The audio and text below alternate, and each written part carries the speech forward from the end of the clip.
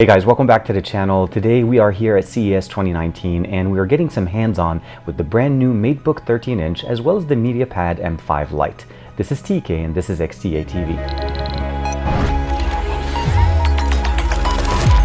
The first thing we're going to talk about is the MediaPad M5 Lite. This is featuring a 10.1-inch Full HD IPS panel powered by the Kirin 659 processor. Now this is an octa-core processor that's going to be supported by 32 gig of internal storage as well as 3 gigs of RAM. Now this will also be supporting an SD card expansion on the side. We have Harman Kardon audio tuning here as well as an 8 megapixel back shooter and an 8 megapixel front facing camera. All the standard connectivity that you'd expect as far as radios, Bluetooth, Wi-Fi, and as well as USB Type-C, quick charging for that 7500 mAh battery, as well as having the ability of using OTG on the go with this. Last but not least, of course, we have an M Pen Lite that's included in the box. So overall, this looks like to be a really good, well-rounded media consumption tablet, really great for the parent as well as the child with the Kids Corner built in. Next, we're going to talk about the MateBook 13, the successor of the MateBook X Pro as well as the MateBook D from last year. Definitely looking into the future with new notebooks, of course, and basically a bigger variety. The MateBook 13 will come in two different variants. We'll have an i7 variant as well as an i5. Starting off with the display, we're looking at a 3:2 aspect ratio 1440p display that will give you full touch as far as the interface for Windows, but not only that, an 88% screen to body ratio so that you're getting the most amount of display even on this form factor of a PC.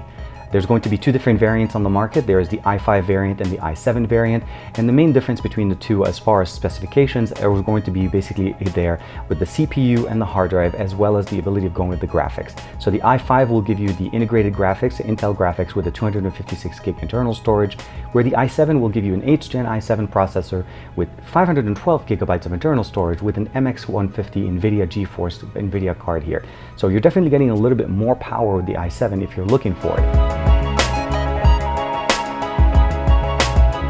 A Bluetooth 5.0 with a 1 megapixel front-facing camera that's no longer placed in the keyboard, is actually placed at the top part of our display bezel.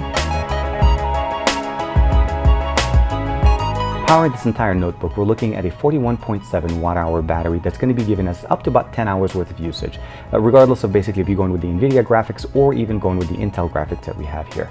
The charger that's included in the box will be a 65 watt charger that's not only going to be giving you the ability of quick charging your notebook, but also could be used on, let's say, your Mate 20 Pro to do fast charging, supercharging there.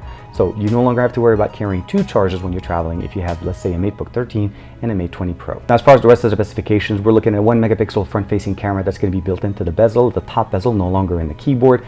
We're also going to be getting basically a dock included in the box here, as we no longer have a full-size USB Type-A port on this notebook. We have two USB Type-C, but with the included dock, you'll be able to use that USB Type-A as well as HDMI output. Overall, a lot of cool things came out of here, and this is still, again, the beginning of CES 2019, so keep it here. Let me know what you guys think in the comments below. Thank you very much for the support, and I'll see you guys in the next video.